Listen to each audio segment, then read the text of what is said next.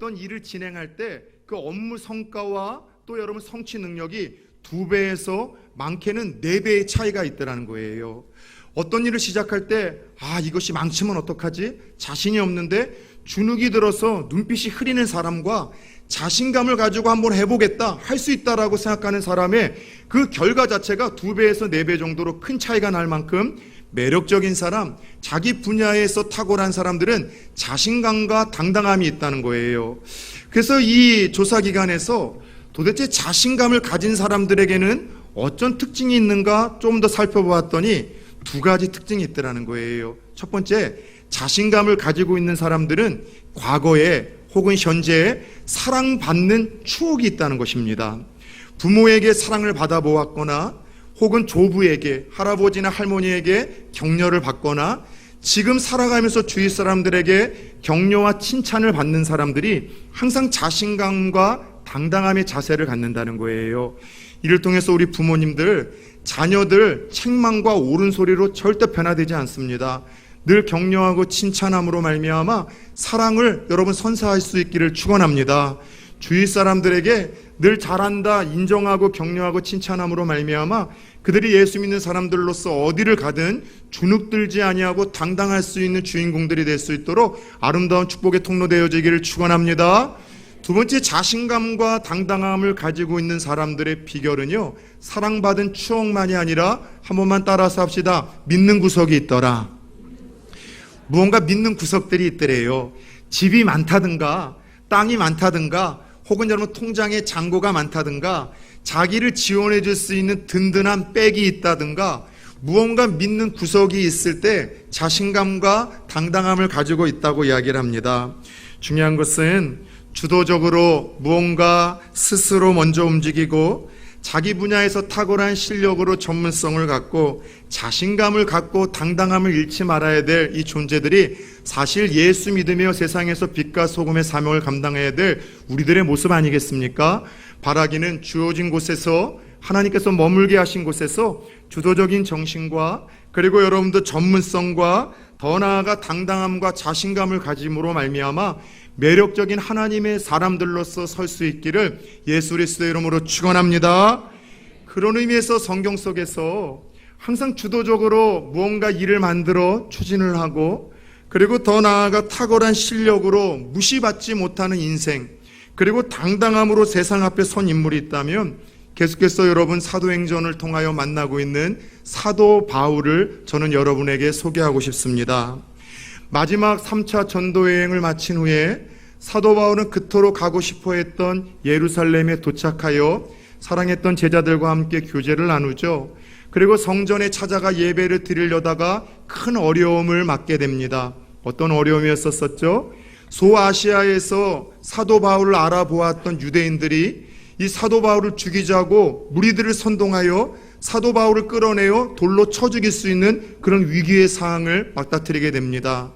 다행히 예루살렘이 주둔하고 있었던 로마 수비대가 그 폭동 속에서 사도 바울을 건져냈죠. 그리고 사도 바울에게 한 번의 기회를 주었을 때 사도 바울은 유대인들 앞에서 자기의 무죄를 변증하지보다는 간증함으로 자기가 만난 예수 그리스도를 증거했었던 지난주의 말씀을 기억하시리라 믿습니다.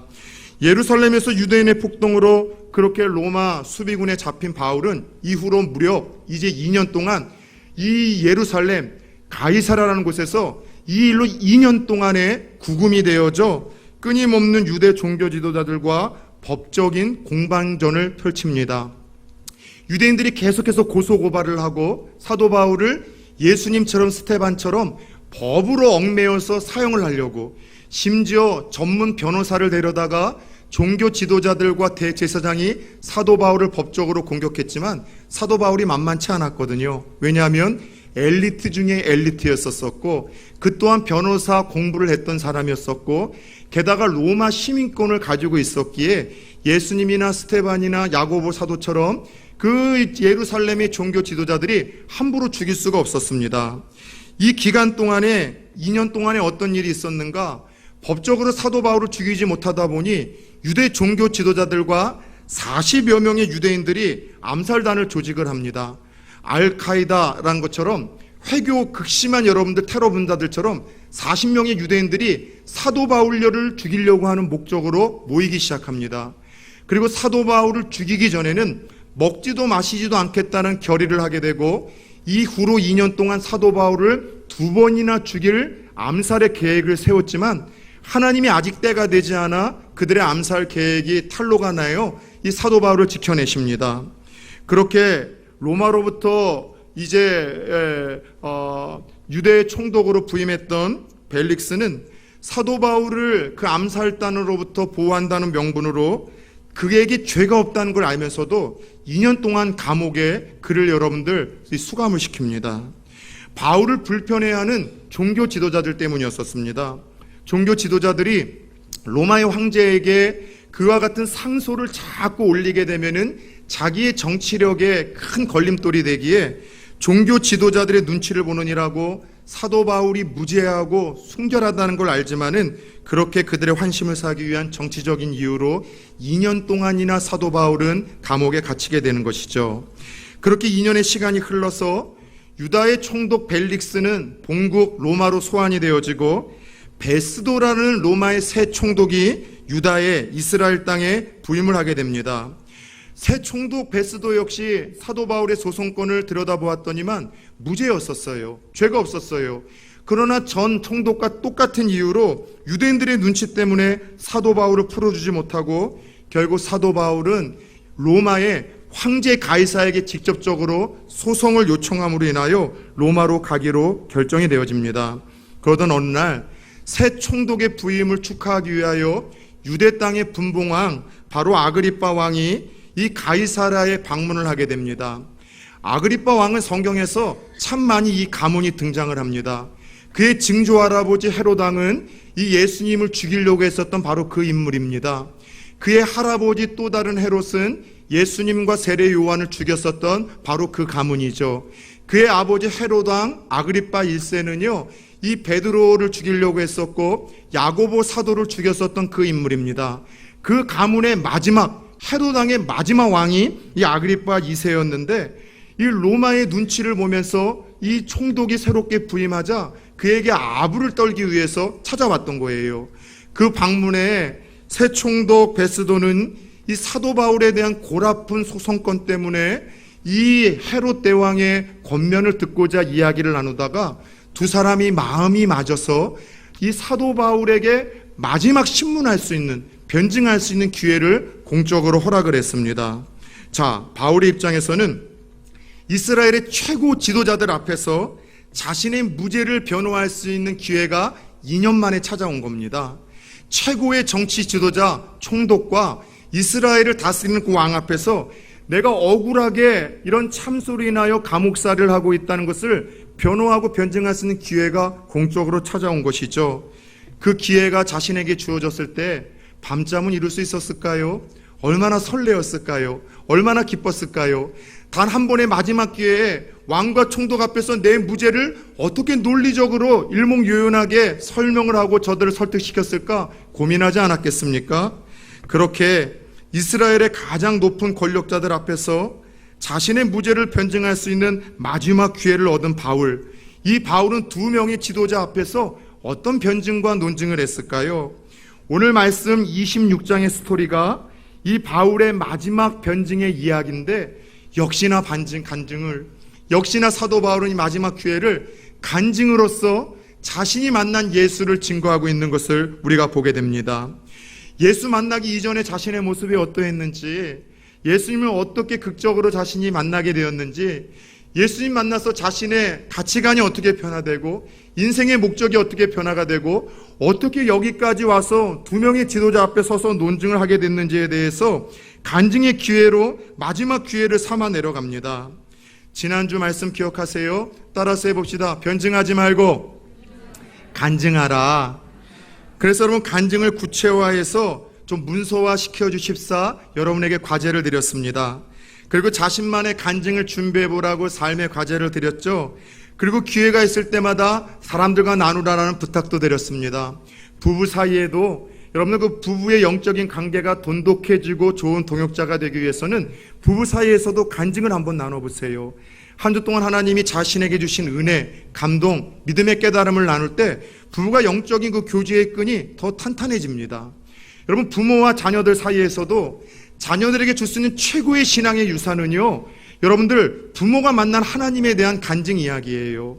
엄마 아빠가 힘들 때 어떻게 하나님을 만났는지, 정말 큰 어려움 속에서 어떻게 기도했더니 하나님이 응답을 해주셨는지, 어떻게 여기까지 와서 너희들과 살게 되었는지 하나님이 살아계셔서 역사하시고 이끌어주신 그 이야기를 자녀들에게 들려주는 것이 최고의 신앙의 유산, 믿음의 유산을 자녀들에게 줄 수 있는 가장 효율적인 방법이에요.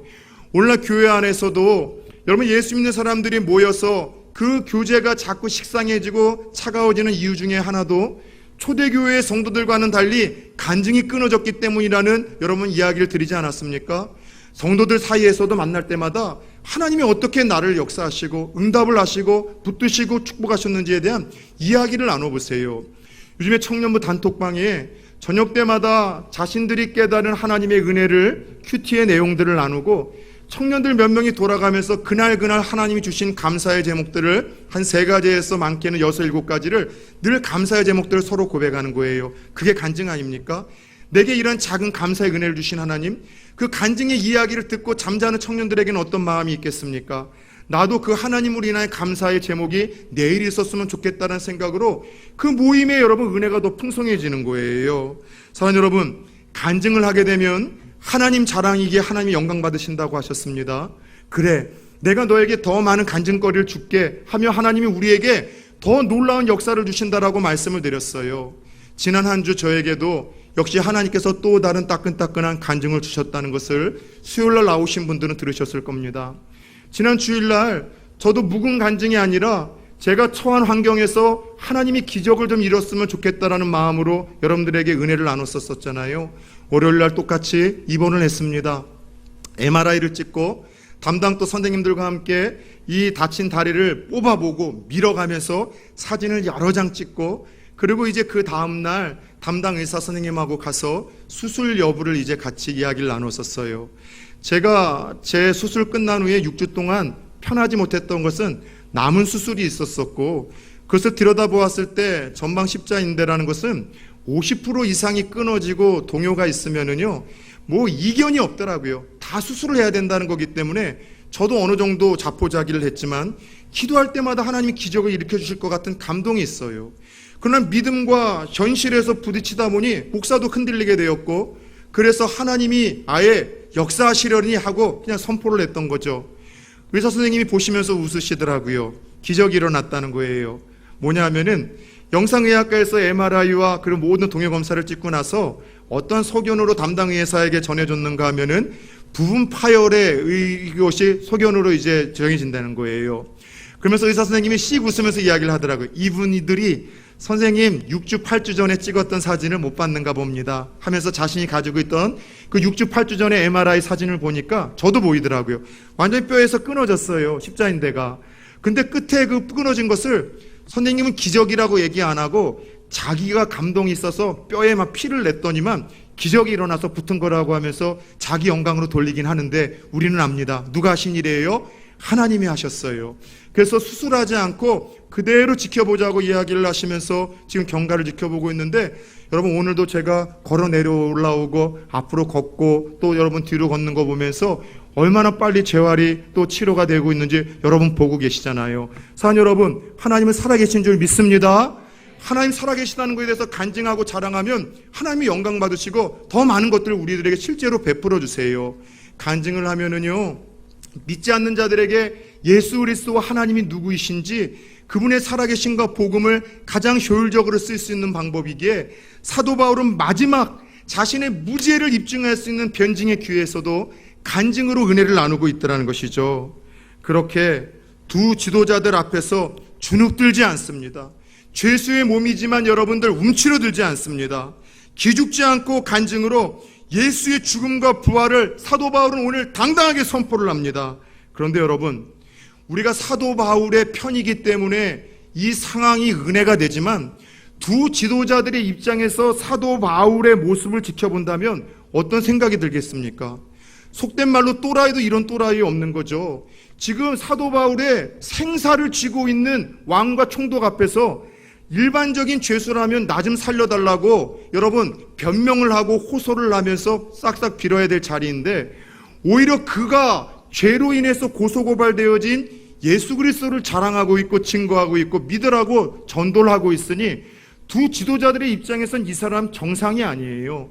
충격 아니었겠습니까? 사도 바울의 마지막 변증을 간증으로 채워가는 이 모습을 보며 받았던 충격과 두 지도자의 반응이 오늘 함께 읽었던 본문 24절, 28절에 등장을 합니다. 첫 번째, 사도 바울의 이 간증을 들었던 베스도 총독의 반응입니다. 24절입니다. 바울이 이같이 변명하매 베스도가 크게 소리내어 이르되, 바울아, 내가 미쳤도다. 내 많은 학문이 너를 미치게 한다 하니. 따라서 해봅시다. 네가 미쳤다. 사도 바울 보고 총독은 뭐라고 지금 이야기를 해요? 미친놈이라는 거예요. 그도 그럴 것이 기죽어 있어야 될 죄인의 입장에서 두 눈 시퍼렇게 뜨고 자기를 체험한 그 예수 그리스도에 대한 이야기를 나누고 부활의 이야기를 나누고 당신들도 예수를 믿었으면 좋겠다라고 전도를 하고 있으니 기가 찰 노릇 아닙니까? 여러분들, 그런 의미에서 오늘 이 베스도가 사도 바울을 통해 네가 미쳤다는 이야기를 우리들에게 들려주신 하나님은 오늘 우리들에게도 똑같이 이야기를 하세요. 너희들도 무언가에 다 미쳐 산다는 거예요. 너희들이 인정하지 않을 뿐, 알고 모를 뿐의 차이일 뿐, 하나님이 우리 인생들을 볼 때는 저마다 미쳐있는 대상과 미쳐있는 분야가 있다는 거예요. 여러분, 무엇에 미쳐 있습니까? 여러분, 서울대학교에 이민우 교수가 쓴 신사고 이론 2000이라는 책을 보면은 아주 재미있는 이론 하나가 등장을 하는데 미친놈 이론이에요. 조직과 공동체가 발전을 하려면 리더가 미친 사람을 찾아서 적소적절하게 배치할 때 그 공동체와 조직이 발전을 한다는 거죠. 어느 한 조직과 공동체도 바르게 미쳐서 열정을 발하는 사람들 없이 발전을 하거나 성장하는 경우는 전혀 없다는 거예요. 무슨 말이에요? 사람은 무언가에 다 미쳐 있는데 바르게 미치면 나도 살고 남도 살리고 내가 속해 있는 공동체를 살리는 축복의 통로가 되는데, 헛된 것에 미치고 엉뚱한 것에 미치면 나도 죽고 남도 죽이고 하나님의 가슴에 못을 박는 거예요. 여러분들, 무엇에 미쳐 있습니까? 베스도를 통하여 바울아 네가 미쳐 있다라고 이야기하는 것을 하나님은 오늘 우리들에게 똑같이 들려주세요. 아무개 장로야, 아무개 목사야, 아무개 집사야, 네가 내가 보니까 미쳐 있다라고 하나님 말씀하세요. 여러분, 무엇에 미쳐 있습니까? 내가 무엇에 미쳐 있는지를 진단할 수 있는 영적 리트머스지가 두 개 있어요. 내게 주시는 그 물질을 써야 될 곳으로 쓰고 남은 물질을 주로 어디다가 흘리냐를 보면은요, 내가 미쳐 있는 분야와 대상을 알게 됩니다. 먹고 마시고 중요한 의식의 생활에서 벗어나서 내가 쓰고 있는 돈이 어디로 흘러가고 있습니까?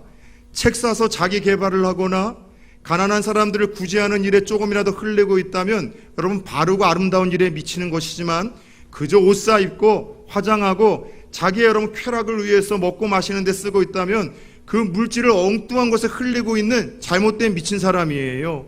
더 나아가 내게 주어진 그 시간들, 가장 소중한 곳에 쏟고 난 엑스트라의 여분의 시간들을 어느 곳에 흘리고 있냐를 따라서 내가 어디에 미쳐 있는지 진단이 됩니다. 직장인으로서 일하는 시간 빼고, 학생으로서 공부하는 시간 빼고, 여러분들 가정주부로서 중요한 가정일을 하는 시간들 빼고 남은 엑스트라의 시간들을 어느 쪽으로 흘리고 있습니까? TV 보는 쪽으로 시간을 다 쏟고 있다면 죄송하지만 TV에 미쳤다라고 하나님 이야기하시는 거예요. 핸드폰 붙들고 게임하는 일에 미쳤다면 죄송하지만 하나님 볼 때 네가 핸드폰에 미쳐 있다라고 하나님 안타까워하시는 거예요. 여러분, 주어진 엑스트라 여분의 시간과 돈을 어디로 흘리고 있습니까? 여러분들, 무엇에 미쳐 있습니까? 바라기는 바른 것에 미치면 나도 살고 남도 살리고 하나님의 뜻을 이루지만 엉뚱한 것에 미치면 나도 죽고 남도 죽이고 내가 속한 곳을 망하게 한다는 이 말씀을 기억하며 바른 것, 가치 있는 것, 영원한 것, 하나님의 나라를 위해서 바르게 미칠 수 있는 눈을 뜰 수 있기를 예수 그리스도의 이름으로 축원합니다. 더 나아가 오늘 사도 바울의 엉뚱한 반응을 본 총독의 반응만이 아니라 왕의 바울도 한번 살펴봅시다. 28절입니다. 아그리빠가 바울에게 이르되 내가 적은 말, 다른 말로 보면 짧은 시간에 란 뜻이에요. 적은 말 짧은 시간에 나로 권하여 그리스도인이 되게 하려 하는도다. 무슨 말인 줄 아세요? 하마터면 예수 믿을 뻔했다.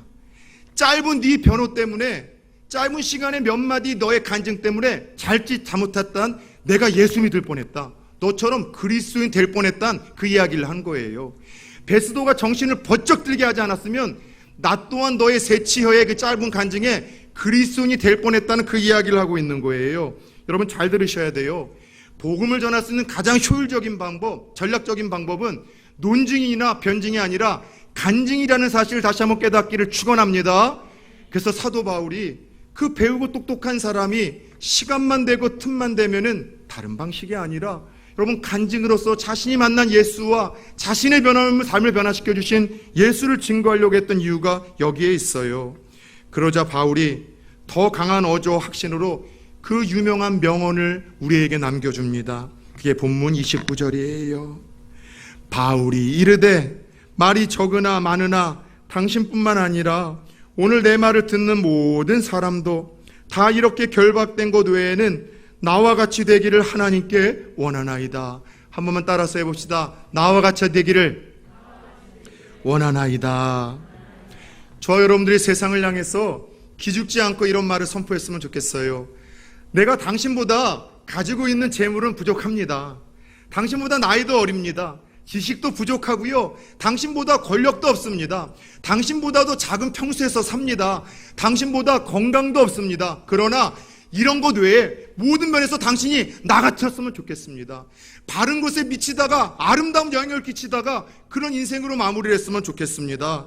내가 결박된 겉모습만 빼고 내가 보고 듣고 경험한 그 예수 당신도 좀 만났으면 좋겠습니다.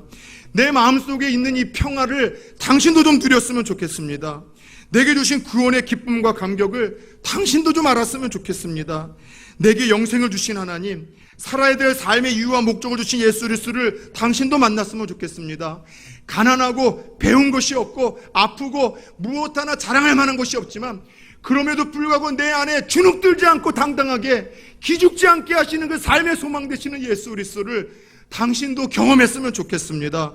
오늘 이야기를 한 거예요. 여러분, 한쪽은 화려한 옷을 입고 높은 자리에서 거드름을 피면서 바라보고 있는 왕과 총독입니다. 한쪽은 여러분 낮은 자리에서 두 팔이 여러분 밧줄에 꽁꽁 묶여서 허름한 죄수의 옷을 입고 있는 사람이지만 그들의 태도와 자세의 말을 듣고는 누가 왕입니까? 누가 죄수입니까? 누가 총독이고 누가 죄인인지를 여러분도 우리는 알 수가 없습니다. 결국 이 상황 속에서도 주눅들지 않고 기죽지 않는 바울의 당당함 속에서 두 지도자의 기가 오히려 꺾여버립니다. 왕과 총독과 그들과 함께 있는 고백들 들어봅시다. 본문 31절 32절이에요. 물러가 서로 말하되 이 사람은 사형이나 결박을 당할 만한 행위가 없다 하더라. 이에 아그리빠가 베스도에게 이르되 두 사람이 만일 가이사에게 상소하지 아니하였더라면 석방될 수 있을 뻔하였다 하니라. 사도 바울의 당당함과 기죽지 않음에 두 지도자가 기가 죽어서 서로 주고받은 이야기예요. 자기의 무죄를 결백을 한 번도 논증하거나 변증한 적 없음에도 불구하고 그들에게 하나님 주시는 감동이 있었어요. 사도 바울의 당당함에 압도가 되어져서 이런 사람이라면 죄인일 리가 없다, 무죄하다, 이 사람이 로마의 가이사 황제에게만 상소하지 않았다면 여기서 풀어줄 수 있으련만 아쉽다라는 이야기를 기가 꺾인 두 지도자가 주고받고 있습니다.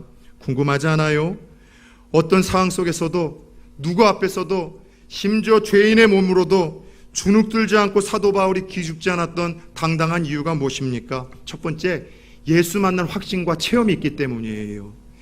예수가 살아계시고 하나님이 새로계시다는 그 만남에서 온 확신과 체험이 있었기 때문입니다. 사랑하는 여러분, 여러분 예수 만난 확신이 있으십니까? 하나님이 살아계심을 확신하십니까? 여러분, 하나님을 아직 만나지 못한 세상과 사람들 앞에서 기죽지 마시고 당당할 수 있기를 축원합니다. 두 번째, 사도 바울에게는 하나님이 주신 남아있는 사명이 있기 때문이에요. 사명이 있는 자는 죽지 않습니다. 믿으십니까? 하나님이 이 예루살렘에서 갇혔던 사도 바울을 찾아와 주신 말씀이 있어요. 바울아, 두려워하지 말라. 네가 노마에도 가야 하느니라. 노마에 가서 복음을 전해야 되는 마지막 사명이 너에게 있다고 하셨기에 바울은 여기서 내가 죽지 않는다. 더 지도자의 말 한마디 내가 여기서 죽을 리가 없다. 왜요? 사명이 있기 때문에 꺾이지 않고 무너지지 않고 죽지 않는다는 믿음과 확신이 있었어요. 여러분에게 소명이 있습니까? 사명이 있습니까? 하나님이 여러분을 살려주셔야 될 그 이유, 여러분을 축복해 주셔야 될 그 이유, 여러분들을 치료해 주셔야 될 그 이유, 그 사명을 찾을 수 있기를 축원합니다. 세 번째, 바울에게는 부활의 신앙과 믿음이 있었어요. 설령 죽는다 할지라도 나는 천국이다. 여기서 죽는다 할지라도 다시 부활을 해서 이 세상에서의 짧은 시간과는 비교할 수 없는 영원한 안식과 쉼이 하늘나라에서 나에게 주어졌음을 확신하는 부활의 소망과 믿음이 있었기에 사도 바울은 이 상황 속에서도 주눅들지 않습니다. 두려워하지 않습니다. 여러분, 왜 두려워하십니까? 왜 무서워하십니까? 왜 불안해하십니까? 우리에게 천국이 있다면, 우리가 돌아갈 영원한 본향이 있다면, 영생을 약속받았다면, 연예인들 중에도요, 집 몇 채가 있는 사람들은 당당하더군요. 여러분, 연예인들 중에도 벌이가 좀 괜찮아서 여러분 부유함이 있는 연예인들은 자신감이 좀 있더군요. 정치인들 중에도요, 여러분 부동산이 좀 많은 사람들은 자신감과 당당함이 있어요. 이 세상 짧다가 하나님 후 불어버리면 나라질, 여러분 그 세상의 것들도 붙들고서 당당하며 자신감을 가지고 있다면 저와 여러분들에게는 사라지지 않는 영원한 기업이 약속되어 있잖아요. 영생이 약속되어 있고, 천국이 약속되어 있고, 부활이 약속되어 있고, 영원한 하나님 나라에서의 영생이 약속되어져 있는데, 짧은 세상 속에서 우리들보다 더 많이 가지고 있는 사람들 앞에서 왜 자꾸 주눅이 들고 여러분 기죽고 살고 있냐는 것이죠. 사도 바울은 끝으로 여전히 자신을 향한 하나님의 사랑을 확신했기 때문에 주눅들지 않고 당당했습니다. 그럼에도 불구하고 하나님의 사랑이 나를 붙들고 계시다. 믿으십니까? 하나님이 나와 함께 하시다. 믿으십니까? 하나님이 나를 알고 계시다. 믿으십니까? 이 당당함이 있을 때 어떤 상황과 환경 속에서도 우린 주눅들지 않아요. 군대에 갔었을 때 제가 받은 충격이 하나 있었습니다. 여러분, 군대 가면은 지금은 안 그러겠지만 술, 담배 안 하는 사람들도 배워올 수밖에 없더군요. 군대에서 훈련받는 동안 12명의 동기들이 있었었는데 여러분들 담배를 다 피게 하더라고요. 끝까지 안 피고서 버텼던 것이 저 하나인데 그것 때문에 쫄병 생활이 얼마나 고래하게 됐는지 모릅니다. 새끼 목사 왔다고, 거꾸로 목사 새끼가 왔는데 이거 글러 먹었다고 해서 그 더운 여름날 훈련하면서 저한테는 물 한 방울 주지 않았어요. 지금 같았으면 고소했다가 난리 나겠지만 그 당시에는 그것이 곧 법이었었어요. 너무나 괴로웠어요. 예수 믿는다는 것 때문에. 그러나 당당하게 피지 않았습니다. 당당하게 거절을 했습니다. 당당하게 교회 가겠다고 이야기를 했습니다. 여러분, 그러니까 나중에는 알아서 보내주더라고요. 하나님의 은혜로 여러분 본부 소대의 발령을 받아서 대장님과 사모님과 고급 간부들을 모시게 되었습니다. 첫날 사모님과 아이들을 이제 학교로 태워주기 위해서 대장님 차 자가용을 딱 탔는데 깜짝 놀랐어요. 백밀러에도 이만한 길다란 염주가 하나 걸려있고 이 핸들 기어에도 염주 또 작은 게 하나 있고 이렇게 알이 두꺼운 또 염주가 그 유리창과 이 그 자동차 위에 계량기 위에 게시판 위에 거기 또 하나가 있어. 염주가 3개가 있어요. 어떻게 했게요? 그거 다 떼어다가 여러분들 다 제가 집어넣어 버렸어요. 그리고 트렁크를 열 때마다 자꾸 차에서 피리피리 썩은 내가 나길래 어느 날은 이 냄새의 근원을 내가 한번 해결해야겠다 하고 다 뒤져보니까 저 트렁크 밑에 스페어 타이어를 저장하는 공간이 있는데 거기 북어 2마리를 명주실로 감아서 하얀 신창호지로 감아서 고사 지내고 나서 거기 부족처럼 이렇게 모셔뒀더라고요. 염주는 다 꺼내서 첫날 안에다 집어넣고 그 북어는 이게 웬 떡이냐 싶어서 단백질 보충을 위해서 보초 쓰는 친구들 거기에는 난로가 있었거든요. 여러분 그거 고가지고서 다 찢어 먹었어요. 그리고 나서 사모님하고 대장님하고 되게 친해진 날 몇 개월이 지나서 저희 사모님이 그런 이야기를 하더군요. 저를 되게 사랑하셨거든요. 그래서 맨날 대학 다니는 딸내미 있으면 사위 삼고 싶다고 이야기하실 만큼 사모님이 하는 이야기가 첫날 너 왔을 때 그날 밤 대장님하고 너를 깜빵에 보낼 것이냐 말 것이냐를 가지고 두 분이 싸우셨다는 거예요. 제가 또라이라는 거예요. 세상에 쫄병이 왔는데 지 종교가 다르다고 대장님이 여러분 섬기는 그 종교의 불교 저기를 다 처박아 놓은 거를 보고 이거 미친놈이라도 단단히 왔다 싶어서 충격을 받았다는 거예요. 근데 제가 한 마리 더 가관이라는 거예요. 신학생이고 전 하나님 붙들어 주시기 때문에 오히려 이것이 있을 때 운전에 방해가 되는데 사모님 사고를 내도 괜찮겠습니까? 제가 이 말을 했다는 거예요. 기억은 안 나는데.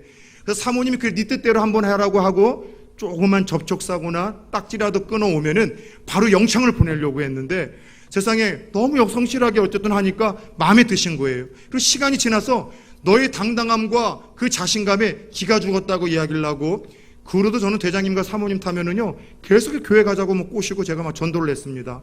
나중에 이 두 분이 지치셔가지고서 야 네가 교회를 갈 때 괜찮다, 우리는 데려가지 말고 대신 이 자가용을 끌고 가라고 해서 전 군생활에도 그 좋은 자가용 끌고서 여러분 종교생활 하러 다녔었어요. 그것뿐입니까? 얼마 전에 지난주인가요?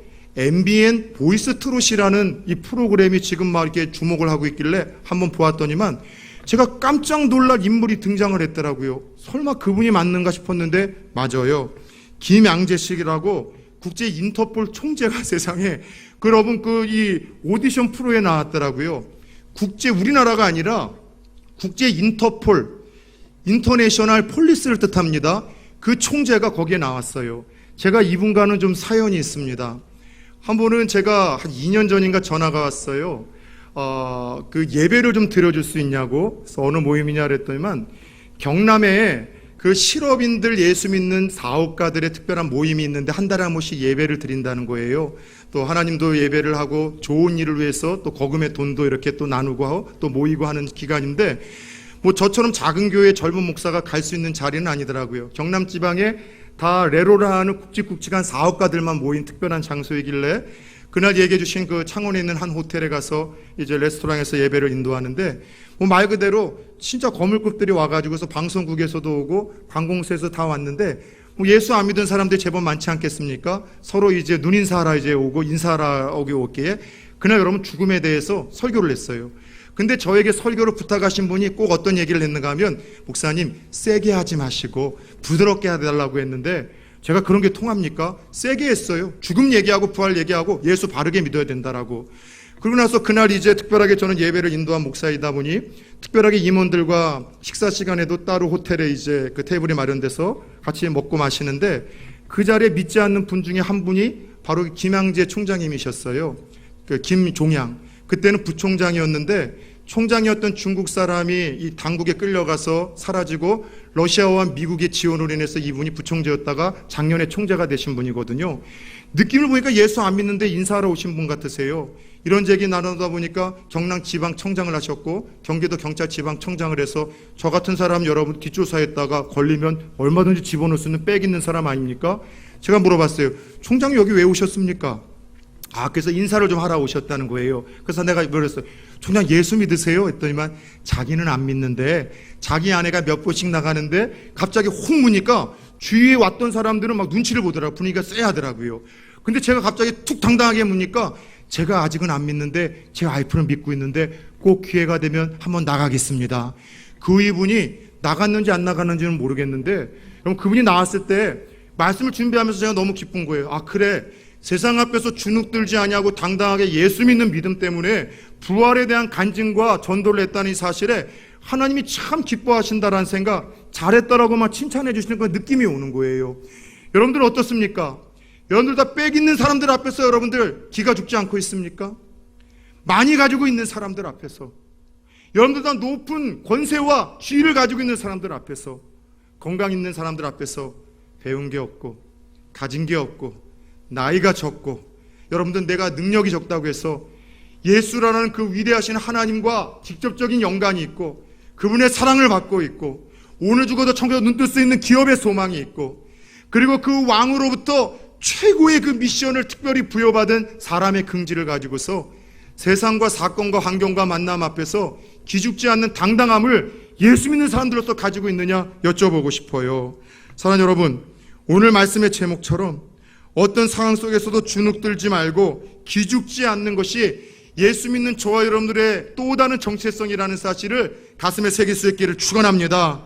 저와 여러분에게 예수 만난 증인으로서 성령과 함께 하나님의 나라를 확정해야 될 사명을 이 세상의 왕 되신 하나님으로부터 우리가 부여받았다는 사실 잊지 마십시오.